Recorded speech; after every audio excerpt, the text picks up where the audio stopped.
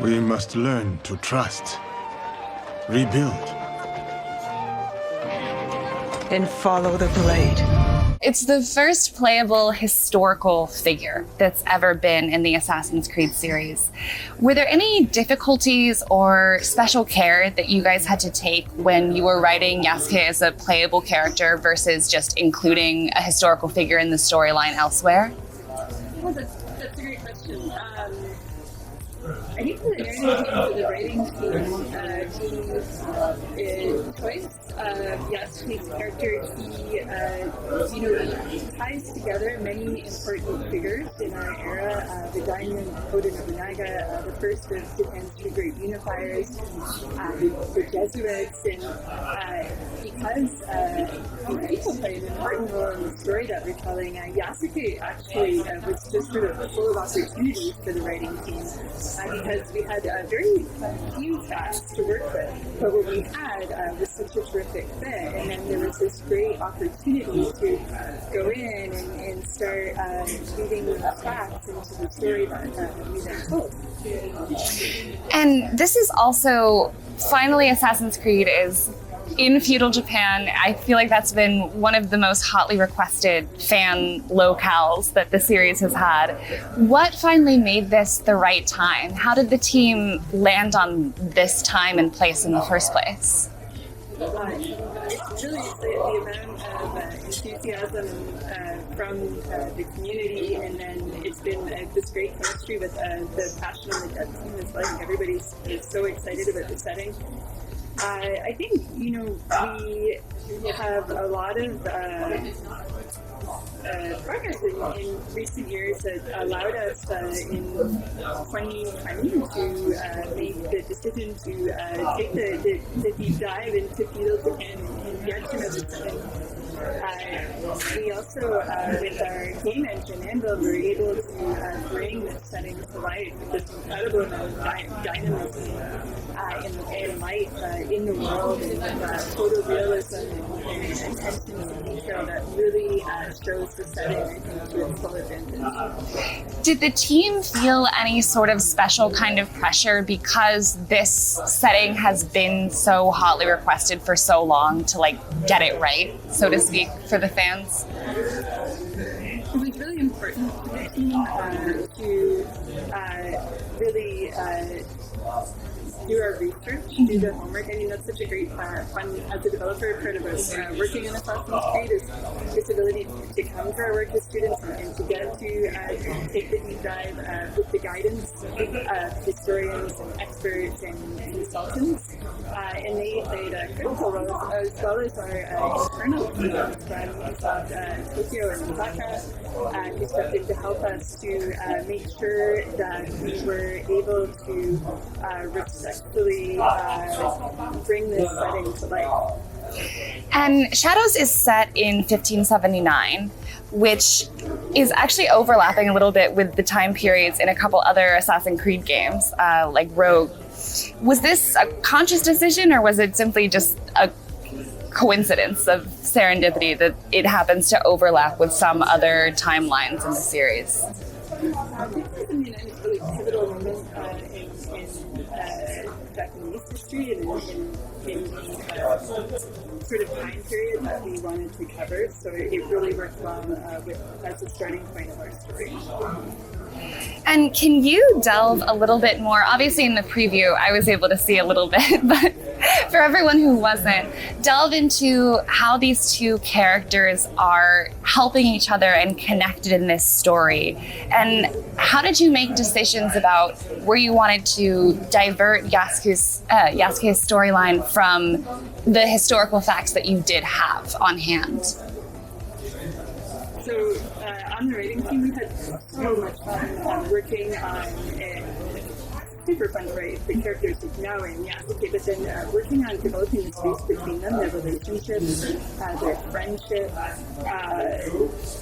the sort of home that they find and make in each other, and how they use that bond and connection that they have to move forward from some difficult stuff to do some good together. They're I think the warmth between them and that sparkle of their relationship is something that writing teams put a lot of thought and consideration into, and we're really excited for people to see it. Yeah, definitely. And what have been your favorite things about working in this feudal Japan time period and location? Have you been able to do things that you maybe wouldn't have been able to do with the settings of previous games?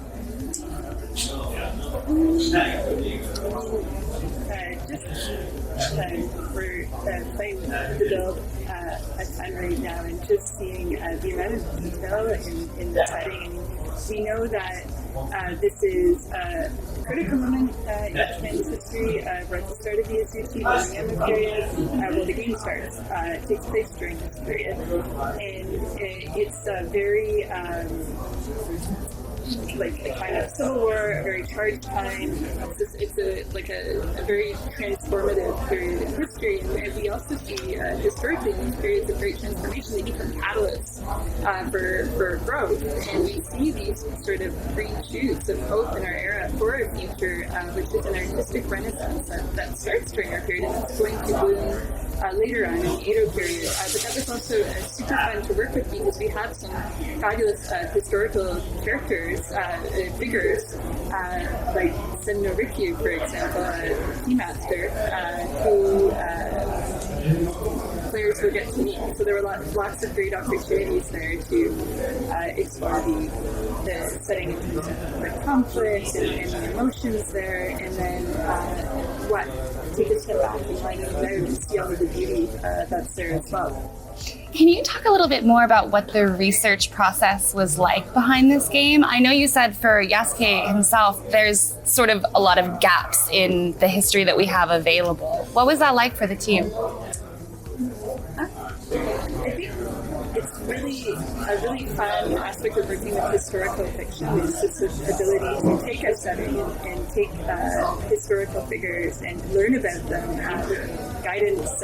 Something I love coming to work as a student to learn about these things with the guidance of historians and experts. And then as storytellers, the writing team to then come in and take these facts and take what's known and then imagine and flesh out and develop these spaces between. In terms of research, we have research at the beginning to explore the setting, to explore opportunities, and then more research to flesh them out and see where we want to go. But we actually do research and validation all the way through the process. We're still talking things to just keep everything aligned and make sure that the story and the history have a certain harmony. Did you have both of these protagonists in mind from the very beginning, or did one come before the other?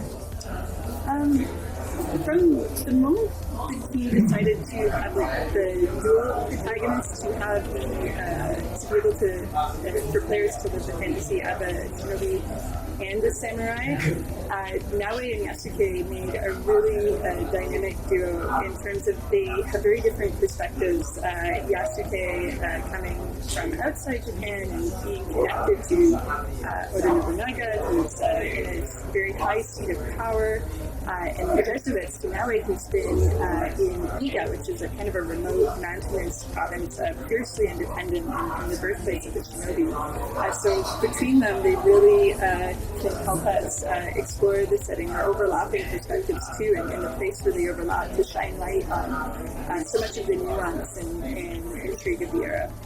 And in the presentation, they were mentioning how almost all parts of the story can be played by either character, and that because of that, and also things like the dynamic weather and seasons, that no one playthrough will have to be the same for any player in several regards. What is it like narratively writing an experience like that, where you're not sure the exact route a player is going to take, and you're sort of trying to predict ahead of time the different ways it can go?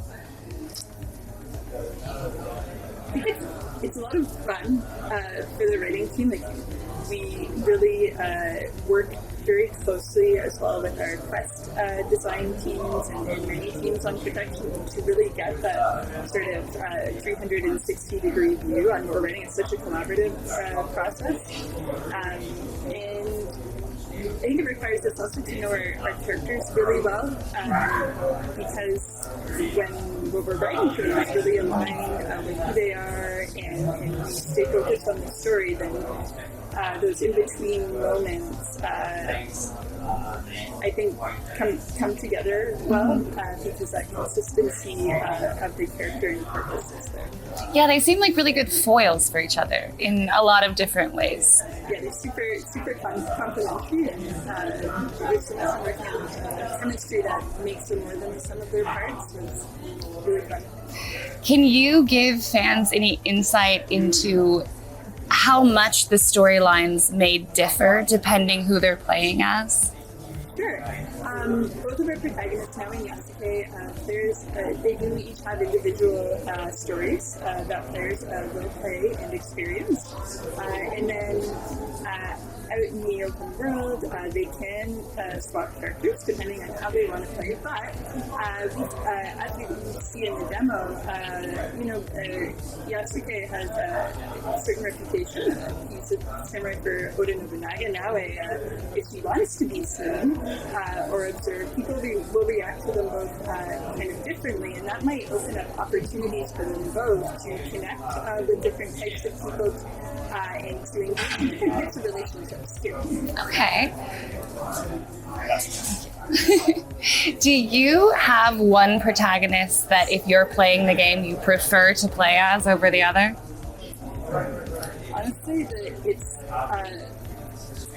for me personally, it's really the relationship between the two of them. I think the writing team has done a really beautiful and thoughtful job of building this incredible emotional core in the relationships in the game. So I think no matter who I'm playing with, I'm just looking at that shared space between them and thinking about that and enjoying that little emotional journey. Sort of like them as one unit, almost. Like as a pair in this incredible community that they built together as well. Awesome. Thank you so much for taking the time to talk with me. It was so great to meet you and learn more about this story. That was awesome, the presentation. Like, I'm so excited to learn more about this game. So I really appreciate it. Thank you so much. I'm so proud and so excited to be here to show everybody the game today. It's been incredible. The samurai has been stealing from the villagers. He has been starving the people here for some time. So now we know who he worked for. The daimyo, Fukuchiyama Castle.